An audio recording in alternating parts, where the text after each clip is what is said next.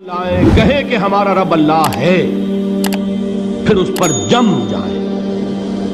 ان پر فرشتوں کا نزول ہوتا ہے، نہ کوئی غم کرو نہ خوف، خوشیاں مناؤ جنت کی جس کا تم سے وعدہ کیا گیا تھا۔ اللہ کی ربوبیت پر اطمینان جب انسان کو ہو جاتا، میرا رب اللہ ہے، ربی اللہ، انسان کے لیے نہ کوئی کھٹکا، نہ کوئی خطرہ، نہ کوئی خوف، نہ کوئی حزن۔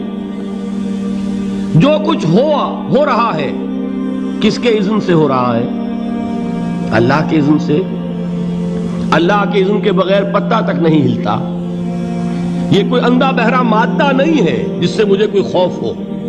اندھا بھینسا چلا آ رہا ہو اس سے تو ڈرنے کا ہر انسان کو ڈرنا چاہیے، نہ معلوم کس کو ٹکر مار دے۔ لیکن نہیں، اس کائنات کو چلانے والا ایک سمیع و بصیر خدا ہے، وہ جو میرا دوست ہے، میرا ولی ہے۔ اللہ ولی الذین آمنوا یخرجہم من الظلمات الی النور۔ اللہ اہل ایمان کا ولی ہے، ساتھی ہے، پشت پناہ ہے، مددگار ہے، حمایتی ہے۔ بتائیے جسے یقین ہو جائے کہ اللہ میرا مددگار، اللہ میرا محافظ، اللہ میرا پشت پناہ، اللہ میرا حمایتی، اس کے لیے کوئی خوف ہوگا؟ اس سے کوئی ڈر ہوگا؟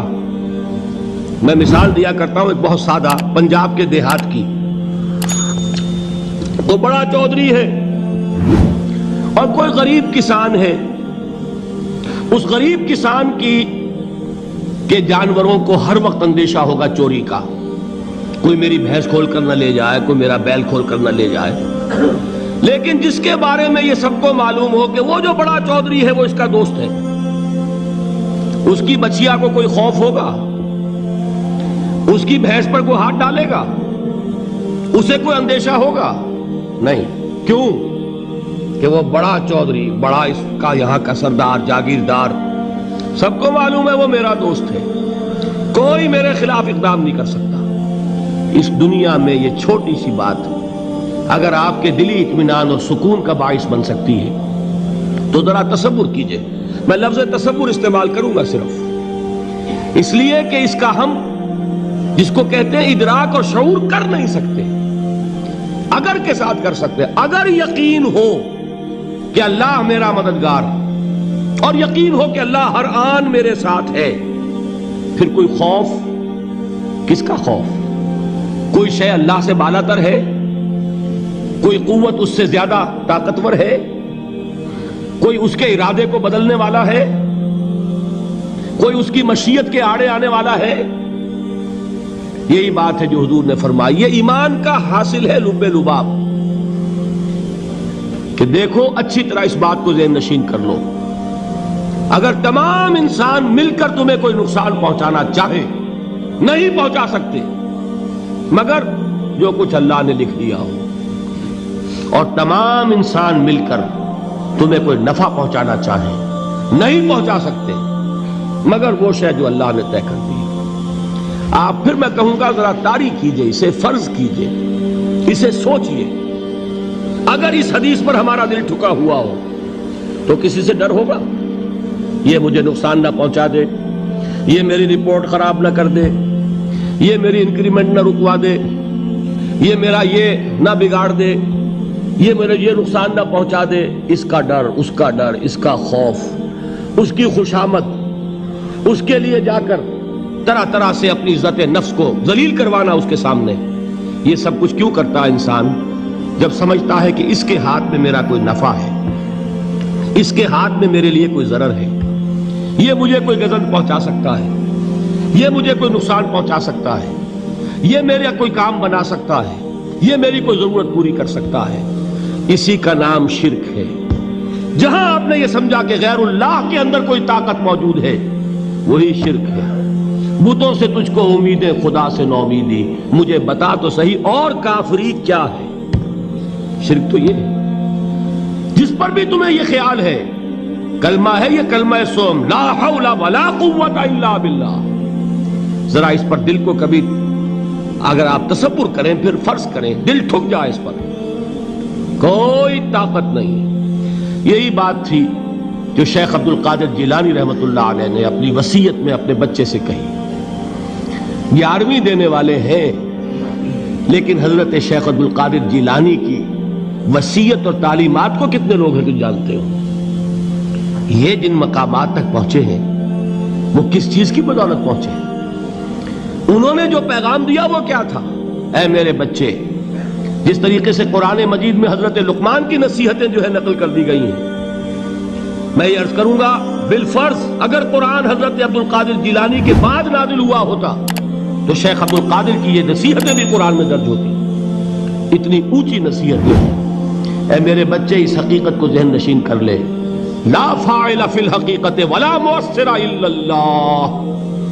اس کائنات میں نہ کوئی فاعل حقیقی ہے نہ مؤثر حقیقی ہے سوائے اللہ کے. کسی شے میں کوئی تاثیر نہیں اگر اللہ نہ چاہے.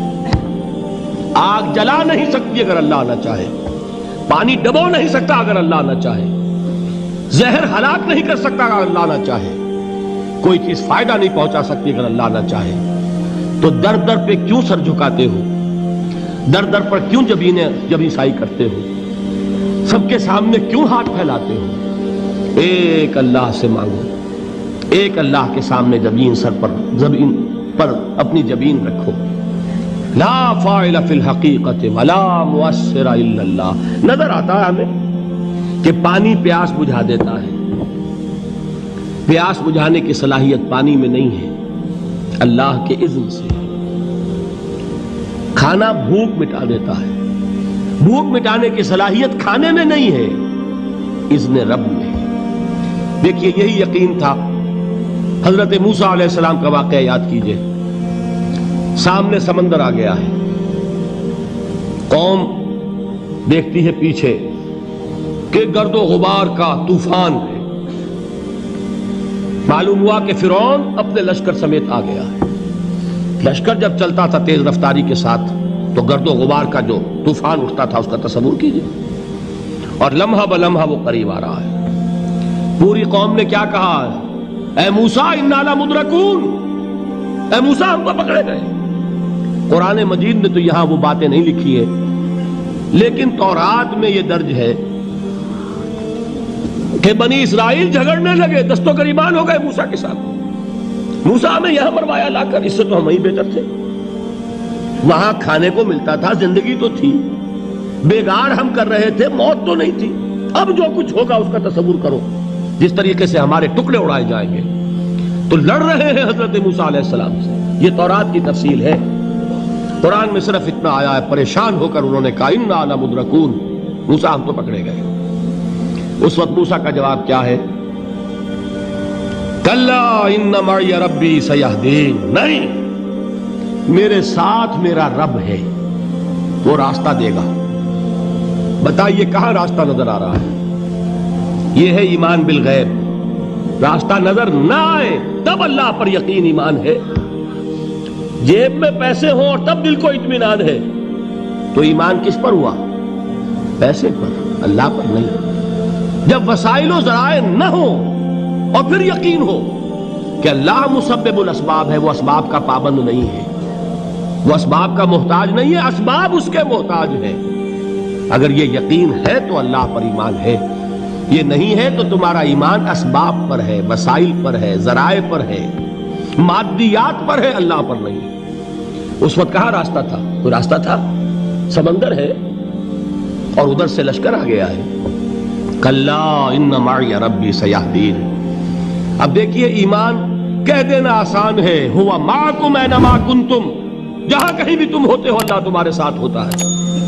لیکن اس کا یقین قائم ہو جائے تو زمین و آسمان کا فرق واقع ہو